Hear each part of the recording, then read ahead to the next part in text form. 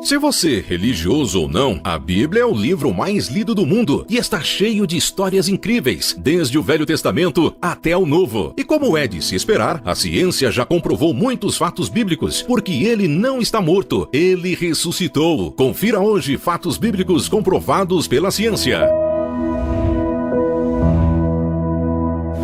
Física da Arca de Noé. Em 2014, 4 alunos de física da Universidade de Leicester confirmaram a viabilidade da Arca de Noé. Eles começaram uma pesquisa sobre a possibilidade da arca flutuar enquanto carregava um par de cada espécie de animal, analisando de acordo com a física o passo a passo das instruções encontradas na Bíblia. Eles converteram os cúbitos, medida utilizada na Bíblia, para centímetros, determinando que 1 do primeiro correspondia a 48 do segundo. Seguindo esta linha, a arca teria 145 metros de comprimento, 24 metros de largura e 14 metros de altura. Noé também foi instruído a construir a arca com madeira de gopher, cuja densidade é parecida com a do cipestre, utilizada pelos estudantes para realizar os cálculos. E chegaram à conclusão que a arca vazia teria um peso de 1.200.000 quilos. E para flutuar, a densidade da embarcação teria que ser menor do que a da água. Então, a arca poderia suportar até 51 milhões de quilos, o suficiente para transportar todas as espécies sem afundar. Reservatório de Siloé.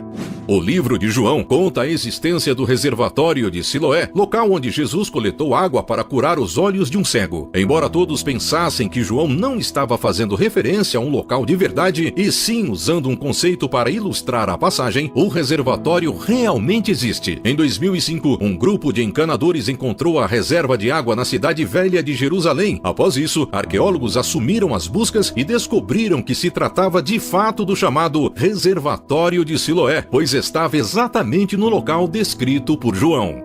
Parede do rei Salomão.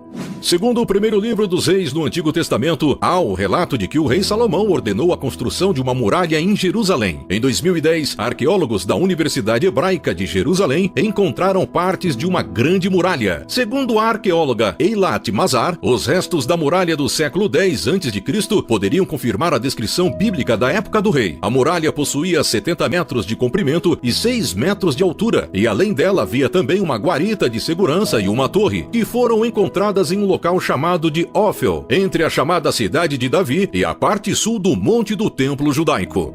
Torre de Babel. Em Gênesis 11, vemos a história da Torre de Babel, que foi construída pelos descendentes de Noé, que queriam eternizar seus nomes e também tinham intenção de alcançar os céus. Contudo, a atitude de soberba foi repreendida por Deus e, como castigo, confundiu-lhes as línguas faladas pela terra, sendo essa uma das explicações para as várias línguas faladas pelo mundo. Em um novo estudo sobre uma pedra encontrada na antiga Babilônia, atual Iraque, há cerca de um século, pode comprovar a existência da Torre de Babel. Segundo o professor da Universidade de Londres, Andrew George, no objeto encontrado, há um desenho de uma torre com degraus e uma pessoa segurando uma lança e usando um chapéu de cone. Abaixo, há um texto que diz Zigurate, que significa monumento em forma de pirâmide, ou Templo da Babilônia. A pedra do século 6 a.C., para um especialista, mostra a primeira imagem real da Torre de Babel, evidenciando as 7 camadas da estrutura, além de identificar um homem por trás de sua construção, o imperador Nabucodonosor II. O objeto também revela detalhes da construção da estrutura e, mais importante, como Nabucodonosor a construiu. A história escrita na rocha é como a que está na Bíblia. Pôncio Pilatos. Pôncio Pilatos foi o governador romano que ordenou a morte de Jesus segundo o Evangelho. Em 1961, os arqueólogos liderados pelo Dr. Antônio Frova descobriram em Cesareia Marítima, uma cidade romana antiga ao longo da costa mediterrânea de Israel, um fragmento de pedra calcária na qual foi gravada uma inscrição com o nome de Pôncio Pilatos. A placa de 82 centímetros de largura e 68 centímetros de altura, que pode ser encontrada atualmente no Museu de Israel em Jerusalém, foi escrita em latim e colocada em uma das escadas do anfiteatro de Cesareia. A inscrição diz o seguinte: Pôncio Pilatos, prefeito da Judeia, dedicou ao povo de Cesareia um templo em honra a Tibério. A informação descrita coincide com o reinado do imperador Tibério entre os anos 14 e 37 d.C. e também com o cronograma bíblico descrito no Novo Testamento. Lucas, em seu evangelho, se referiu a Pilatos como o governador romano da Judeia durante o reinado de Tibério César. A Cidade da Primavera. A cidade da Primavera foi mencionada no livro de Samuel por ter sido conquistada pelo rei Davi e também foi o lugar onde Salomão foi ungido a rei. Após 20 anos de escavação, arqueólogos descobriram a cidade da Primavera em Israel. A cidade descoberta tem cerca de 3.800 anos. A escavação aconteceu na cidade de Davi, no Parque Nacional de Davi. A cidade da Primavera foi construída para salvar e proteger a água da cidade de inimigos que tentavam dominá-la. Protegida pela fonte de Gion, o local é descrito no livro bíblico de Reis.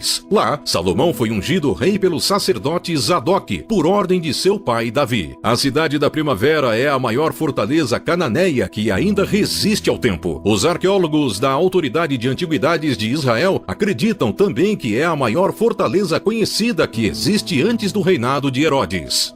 Travessia do Mar Vermelho. Agora indo para o livro de Êxodo, nas Escrituras conta a história de Moisés que, para libertar o povo hebreu, recebeu de Deus a incumbência de tirá-los do Egito, e na fuga se depararam com o Mar Vermelho. O relato bíblico afirma que as águas do mar se dividiram em dois, após Moisés estender sua vara sobre as águas. Dessa forma, os israelitas puderam atravessar o mar, enquanto os soldados do faraó ficaram pelo caminho. Segundo pesquisas feitas pelo cientista Carl Drills, ele fez uma simulação reconstituindo as localidades mais prováveis da separação das águas do Mar Vermelho, levando em consideração as alterações do relevo ao longo dos anos. Para que de fato pudessem cruzar o Mar Vermelho, o vento precisaria atingir uma velocidade de 95 km por hora, criando uma ponte terrestre temporária. Em matéria da BBC sobre o assunto, é lembrado também o episódio de um tsunami ocorrido em 1994, nas Filipinas, na ilha de Mindoro, em que uma testemunha relatou ter visto o mar se abrir. O tremor teria aberto uma grande rachadura no fundo de um lago localizado a 1,5 km da costa. A testemunha disse ter visto a água do lago escorrer como uma cachoeira, sendo tragada até revelar o fundo. Dessa forma, cientistas afirmam ser geologicamente possível ocorrer uma abertura no mar. Agora uma curiosidade extra do nosso vídeo. Todo mundo sabe que Jesus morreu na cruz, mas uma coisa que pouca gente sabe é que toda cruz era feita sob medida para a pessoa que ia morrer nela. Antes de Jesus ser crucificado, ele foi colocado na de Barrabás para ser julgado pelo povo. Eles podiam escolher quem seria crucificado e escolheram libertar Barrabás, que era um assassino. E a palavra diz que quando Jesus foi crucificado, ele estava com um braço preso, e quando foram prender o outro, esticaram tanto que deslocaram o seu braço, porque a cruz era muito grande. Logo, não tinha sido feita sob medida para Jesus. Então, a cruz era de Barrabás. E a curiosidade fica ainda maior quando vemos o significado do nome de Barrabás. Barrabás significa filho do Abba, e Abba significa pai. E nós somos filhos do Abba, nós somos filhos do pai. Então, aquela cruz foi feita sob medida para mim e para você. Mas Jesus tomou a nossa cruz e morreu em nosso lugar para que um dia tivéssemos a salvação. Até nos detalhes da história tem a assinatura do amor de Jesus. Então, pegue sua cruz e siga-o. Se você gostou do vídeo, deixe seu like, se inscreva e ative o sininho para mais vídeos do tema. Deus o abençoe e até a próxima!